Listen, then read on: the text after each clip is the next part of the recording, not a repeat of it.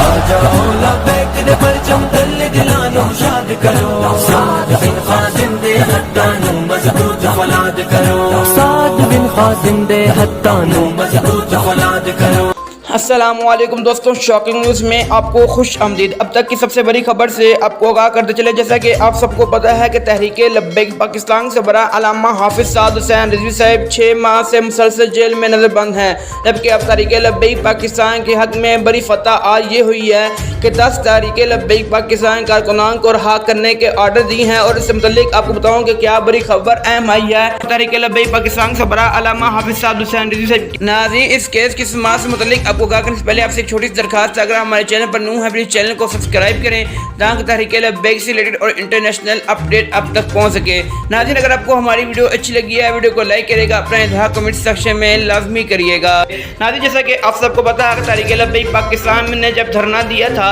اور تحریک لبیک پاکستان سے برا علامہ حافظ سعد حسین رضوی صاحب کے ساتھ